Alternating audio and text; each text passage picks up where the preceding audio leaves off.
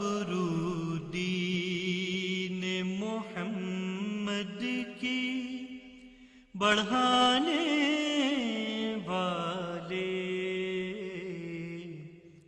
Welcome back ناظرین. ابھی ہم سید مودودی کی تحریک کے موجودہ امیر سید منور حسن سے سید مودودی کی فکر، تحریک اور ان کی کتابوں اور ان کی اقامت دین کی جد و جہد کے حوالے سے گفتگو کر رہے تھے.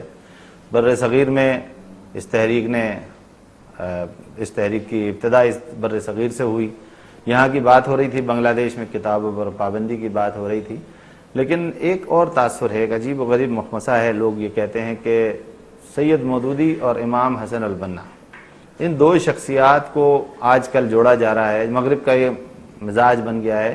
کہ ہر چیز کو، اسلام کو، ہر قسم کی دہشت گردی سے، ہر فساد سے اسلام کو جوڑا جاتا ہے. تو اب یہ کہا جانے لگا ہے کہ سید مودودی اور امام حسن البنا موجودہ عسکریت پسندی کے بانی ہیں. تو منور صاحب، کیا آپ سمجھتے ہیں کہ سید ابوالعلا مودودی کی تحریروں میں کہیں ایسا کوئی شائبہ نظر آیا آپ کو کہ وہ موجودہ عسکریت پسندی کے بانی سمجھے جا رہے ہیں؟ دیکھیے، سید مودودی کی تحریکیں تو اب کم و بیش ایک صدی پر پھیلی ہوئی ہیں. امام حسن البنا بھی کم و بیش اسی دور کے انسان ہیں. عمر انہوں نے نسبتاً کم پائی، لیکن ابتدا ان کی جو تحریک کی وہ بھی اسی زمانے کی جب مولانا مودودی نے یہاں پر ابتدا کی تھی. لہذا اگر 50 60 70 80 سال کے بعد کسی کو یہ انکشاف ہوا ہے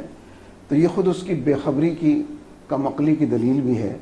اور ساتھ ہی حواس باختگی کی اور ہر حوالے سے اپنے اعضاء اور جوارح مکمل طور پر گم کر دینے کی دلیل ہے کہ 80 سال کے بعد کسی کو یہ پتہ چل رہا ہے کہ ان کی تحریر سے دہشت گردی پھیلتی ہے. اہم بات یہ ہے کہ جو امریکہ کی وار آف ٹیرر ہے، یہ پہلے دن سے اسلامی تحریکوں نے اس موقف کو اپنایا تھا کہ یہ دہشت گردی کے خلاف جنگ نہیں ہے، یہ پوری امت مسلمہ کے خلاف اور اسلام کے خلاف جنگ ہے. وقت اور حالات نے اس کو ثابت بھی کر دیا ہے. گزرے ہوئے وقت نے جو لوگوں کی آنکھوں پر پردے پڑے ہوئے تھے ان پردوں کو اٹھا دیا ہے، اس لیے کہ پچھلے 10-11 سال کے اندر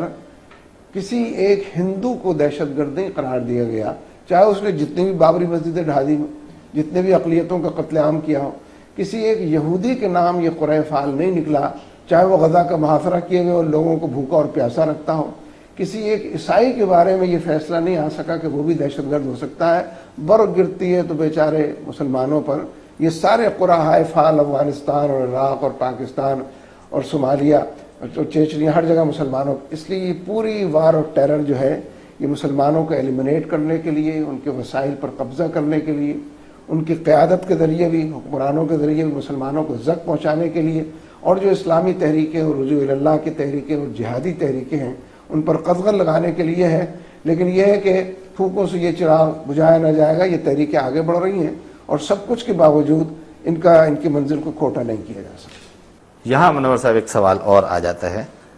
جماعت اسلامی نے انتخابی سیاست میں جب قدم رکھا تو اس کو بڑے چیلنجز، سید مودودی کو بہت بڑا چیلنج درپیش ہوا. کافی بڑے بڑے لوگ جماعت سے الگ ہو گئے اور ان کا خیال یہ تھا کہ جماعت اسلامی نے انتخابی سیاست میں حصہ لے کر غلطی کی ہے. ایک وقت گزر گیا ہے، وقت کی کافی تہیں، گرد کی تہیں گزر چکی ہیں. آپ سمجھتے ہیں کہ جماعت اسلامی کی انتخابی سیاست میں حصہ لینے کے فوائد ہوئے ہیں، نقصانات ہوئے ہیں، یا جماعت اسلامی ابھی وہیں کھڑی ہوئی ہے؟ دیکھیے، جدوجہد کے ہر دائرے میں نقصان بھی ہوتا ہے، فائدہ بھی ہوتا ہے. بیلنس شیٹ بنانی ہوتی ہے اور جج کرنا ہوتا ہے کہ فائدہ زیادہ ہے، نقصان زیادہ ہے. انتخابی سیاست بھی ان گنت دائروں کی ہے. فوجیوں نے بھی انتخاب کرائے ہیں، سویلینز نے بھی انتخاب کرائے ہیں، بلدیاتی انتخاب بھی ہوئے ہیں، جماعتی بھی ہوئے ہیں، غیر جماعتی بھی ہوئے ہیں. اور پھر جو ہوئے ہیں اس کے اندر ان گنت طریقے ہیں، کوئی ایڈجسٹمنٹ کے ساتھ بھی، مل جل کر بھی اتحادی سیاست بھی ہوئی ہے. اس لیے اس کی بھی بیلنس شیٹ بنائی جا سکتی ہے اور بنائی جاتی رہی ہے. اصل مسئلہ یہ نہیں ہے کہ انتخابی سیاست سے فائدہ ہوا ہے نقصان. اصل مسئلہ یہ ہے کہ انتخابی سیاست کا متبادل کیا ہے. اگر متبادل فلسفیانہ انداز میں بھی یہ سمجھا دے کہ اس میں ڈیلیور کرنے کی زیادہ صلاحیت ہوگی، جو متبادل ہوگا وہ زیادہ نتیجہ خیز ہوگا، اس کے اندر خدشات کم ہوں گے، اس کے اندر لوگوں کو طمانینت اور اطمینان قلب حاصل ہوگا، تو ہم اس راستے کو اپنا لیں گے. یہ کوئی شرعی راستہ تو نہیں ہے جو لازماً انتخابی کو اپنایا جائے. لیکن جب تک میدان عمل میں کوئی دوسرا راستہ موجود نہ ہو، پہلے راستے کو ترک کرنا جو ہے وہ کوئی سمجھ بوجھ کی اور عقل و فہم کی بات نہیں ہوتی. دیکھیے، یہاں ایک فکری معاملہ تھا. جماعت اسلامی کے امیر نے فیصلہ کیا کہ انتخابات میں، اور شورا نے فیصلہ کیا کہ انتخابات میں حصہ لینا چاہیے، اور آپ نے اس کے سارا تجزیہ بھی بیان کیا ہے۔ لیکن ایک اور پہلو ہے، جو کہا یہ جاتا ہے کہ سید مودودی کی رحلت کے بعد، انتقال کے بعد سے فکری کام رک گیا ہے، انقلابی تحریریں نہیں آ رہی ہیں، کوئی لوگوں کو اٹھانے والی چیزیں نہیں آ رہی ہیں۔ کیا آپ سمجھتے ہیں کہ اب یہ کام رک گیا ہے، بس اب فکری کام ختم ہو گیا، اب اس کی ضرورت نہیں رہی ہے، یا یہ کام ہو رہا ہے کہیں؟ دیکھیے، مولانا سید ابوالعلا مودودی رحمہ اللہ سے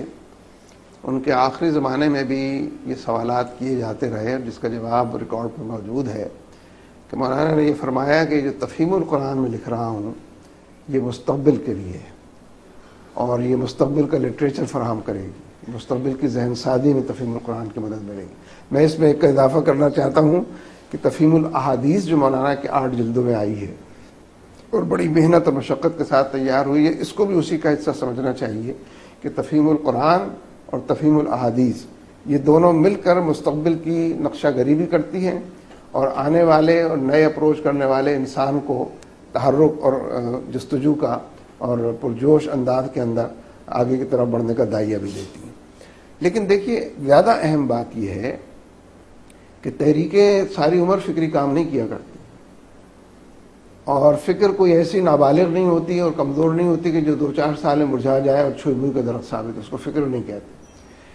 فکریں بعض اوقات تو صدیوں بھی چلتی ہیں، اور آخر مغربی دنیا کا جو پورا تجربہ ہے اس سے بات واضح ہونی چاہیے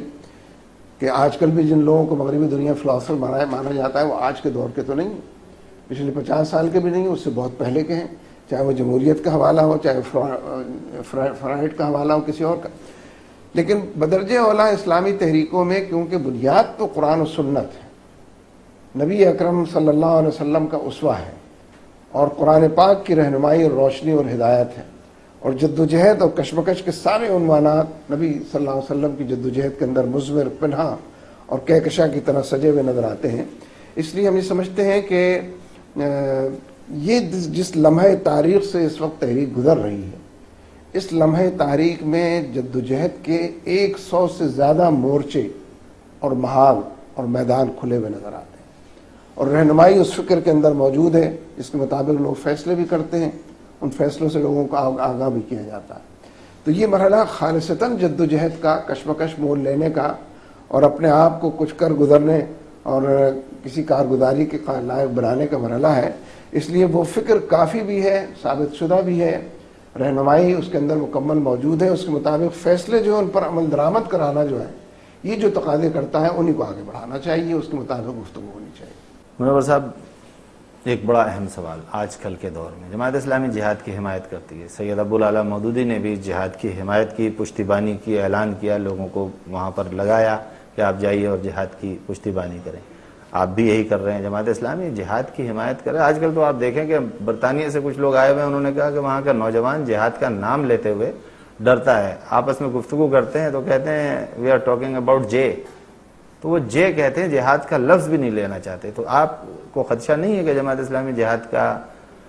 اعلان کرتی ہے، جہاد کی پشتیبانی کرتی ہے، جہاد کی حمایت کرتی ہے، تو جماعت اسلامی پر کہیں دہشت گردی کا لیبل لگ جائے گا؟ دیکھیے، قصور تو یہی ہے نا کہ اکبر نام لیتا ہے خدا کا ایک زمانے میں، تو خدا کا نام لینا اگر متروک ہو جائے یا دہشت گردی قرار پائے تو اس کی وجہ سے یہ کوئی حکمت اور دانائی نہیں ہوگی، نہ اس کو مصلحت اور قرین مسئلہ سمجھا جائے گا خدا کا نام آج کل نہ لیا جائے۔ جہاد دین کا اہم ستون ہے، جہاد کے بغیر دین نامکمل ہے۔ جہاد ان فرائض و واجبات میں سے ہے کہ جو دین کی طرف سے اس کے ماننے والوں پر عائد ہوتے ہیں، شرائط ہوتی ہیں، اس کی کنڈیشنز ہوتی ہیں، حالات ہوتے ہیں، اس کا تجزیہ ہوتا ہے، اس کے مطابق فیصلہ ہوتا ہے۔ اس لیے جہاد کے حوالے سے کسی کا یہ سمجھنا کہ اگر اس کا نام لیں گے، اور واقعی آپ کی بات درست ہے کہ کوشش تو پورے مغرب کی یہی ہے، اور ان کی مادہ پرستانہ تہذیب کا اصل ہدف بھی یہی ہے کہ جہاد کو گالی بنا دیا جائے، جبکہ اس کے رد عمل کے طور پر زیادہ بڑے پیمانے پر یہ فہم پیدا ہوا ہے کہ جہاد کو عرضہ بچھونا بنا دیا جائے، جہاد کو اول و آخر قرار دیا جائے۔ تو اس لیے میں سمجھتا ہوں کہ جہاد سے تو کبھی بھی مفر نہیں ہے، کچھ نہیں تو نفس کے خلاف ہی جہاد جاری رہتا ہے۔ چاروں طرف کے حالات میں جو منکرات پھیلے ہوئے ہیں، فحاشی اور یعنی بہائی کا سیلاب ہے، اس کے خلاف بھی جہاد ہے۔ لیکن پھر جہاد ببان قتال بھی استعمال ہوتا ہے۔ البتہ اس پہ امت کا اتفاق ہے اور ہمیشہ رہا ہے کہ مسلمانوں کے معاشرے میں مسلمانوں کو اوپر تلوار اٹھانا یا ان پر گولیاں چلانا، یہ کوئی جہاد کی تاریخ میں ابھی تک واضح طور پر جو موجود تاریخ ہے اس کے اندر اس کی مثال ملتی بھی نہیں اور اس کو پسند بھی نہیں کیا گیا ہے۔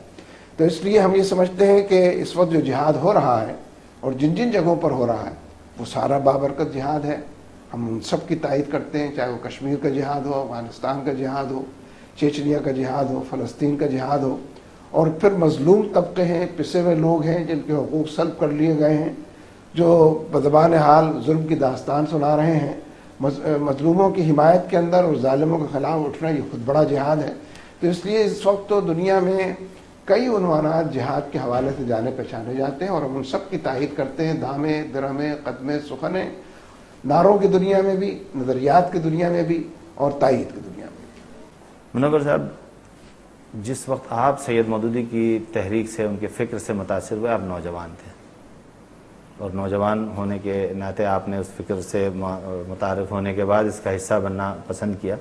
آج جماعت اسلامی کی امارت آپ کے پاس ہے، آپ کے پاس نوجوانوں کے لیے کیا پیغام ہے؟ کوئی ایسی دعوت، کوئی ایسا اٹریکشن کہ نوجوان کہیں کہ ہاں ہم اس میں شامل ہونا چاہیے، اور کیا چیزیں ہونی چاہیے جس کی وجہ سے نوجوان اس کا حصہ بنے یا آپ کا ساتھ چلنے پر تیار ہوں؟ دیکھیے، پہلی بات تو میں دہرانے کے لیے عرض کر رہا ہوں، تذکیر یا دہانی کے لیے،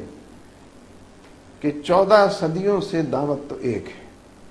کہ اللہ کی طرف لوگوں کو بلایا جائے، غیر اللہ سے لوگوں کو ہٹایا جائے، طاغوت کی فرما روائی اس کا انکار کیا جائے۔ فمن یکفر بالطاغوت ویؤمن باللہ فقد استمسک بالعروۃ الوثقی، طاغوت کی نفی، جو خدائی کے دعوے دار جن جن دائروں کے اندر بیٹھے ہیں، کوئی فلسفہ دیتا ہے، کوئی معیشت دیتا ہے، کوئی ترقی دیتا ہے، کوئی ماڈرنزم دیتا ہے، کوئی انسانیت کے نام پر دھوکہ دیتا ہے، ان سارے خداؤں کی نفی کی جائے، تجزیہ کر کے کی جائے، استدلال سے کی جائے، ذہن اور فکر کے جتنے سوتے ہیں ان کو خشک ہونے سے بچا کر کی جائے، یہ کام کیا جانا چاہیے۔ اس لیے دعوت تو روز اول سے ایک ہے کہ بندوں کو بندوں کی غلامی سے نکالا جائے اور بندوں کو بندوں کے رب کی طرف ہٹایا جائے۔ ہمارے اپنے معاشرے کے اندر بھی جتنا فیوڈلزم ہے، جتنی ظلم اور دہشت گردی کی اور بوری بند لاشوں کا کلچر ہے، اس سے لوگوں کو نجات دلانا اور ایک رب کی طرف لوگوں کو ہٹانا جو ہے، یہی توحید بھی ہے اور یہی اللہ رسول کے حوالے سے دعوت بھی ہے۔ اس لیے اس میں تو کوئی کمی کجی نہیں ہو سکتی۔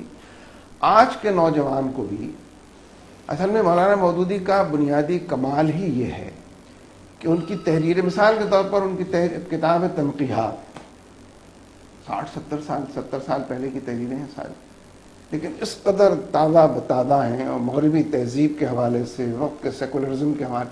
ان کا ایک چھوٹا سا پمفلٹ ہے جماعت اسلامی کی دعوت، اس میں انہوں نے نیشنلزم کے بارے میں، سیکولرزم کے بارے میں، لبرلزم کے بارے میں، کمیونزم کے بارے میں، کیپٹلزم کے بارے میں ایک 1.5 صفحے کے اندر بات کی، چھوٹا سا پمفلٹ، لیکن اس قدر واشگاف ہے اور اس قدر ذہنوں کی دنیا کو تبدیل کرنے والا اور ہلچل مچانے والی تحریر ہے۔ اس لیے نوجوانوں کے لیے ضرور ہے کہ وہ مولانا سید مولانا مودودی کو پڑھیں۔ البتہ ہو سکتا ہے رہنمائی کے لیے وہ کسی سے مشورہ کر لیں کہ ہمیں یہ میرا بیک گراؤنڈ ہے، یہ میری عمر ہے، یہ میری سوچ ہے، آپ کیا تجویز کرتے ہیں، کہاں سے کون سی کتاب پہلے پڑھوں، کون سی بات ہو، یہ رہنمائی تو ہر وقت مل سکتی ہے۔ لیکن یہ کہ صرف کچھ لوگوں کی تقریریں یا کچھ اور لوگوں کی تحریریں اسی وقت کارگر ہوں گی جب بنیادی ذہن کے اندر درستگی ہو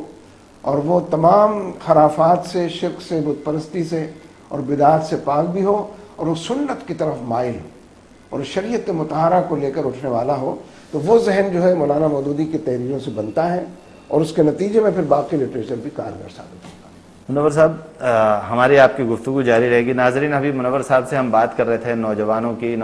حوالے سے، نوجوانوں کے لیے کیا پیغام ہے جماعت اسلامی میں، وہ کیوں شامل ہو جائیں، اس کے ساتھ کیوں بنیں، اس کا ہراول دستہ کیوں بنیں، اس کے ساتھ کیوں چلنے پہ تیار ہو جائیں۔ اور آج کی دنیا میں جہاں دوسری طرف اٹریکشن، بہت چمک دمک موجود ہے، مسلمان نوجوان کے لیے کیا پیغام ہے؟ منور صاحب ابھی یہ پیغام دے رہے تھے۔ ہم دوسرے اہم بات کریں گے عورتوں سے متعلق، جو نصف دنیا ہے، جو پاکستان کی آبادی کا نصف ہے، لیکن ایک چھوٹے سے وقفے کے بعد ہمارے ساتھ رہیے گا۔ یہ بہت اہم بات ہے، خواتین کے لیے بھی اہم بات ہے اور مردوں کے لیے بھی اہم بات ہے، مستقبل میں بڑی اہم بات ہوگی یہ، اس کے لیے ہمارے ساتھ رہیے۔ آبرو دین محمد کی بڑھانے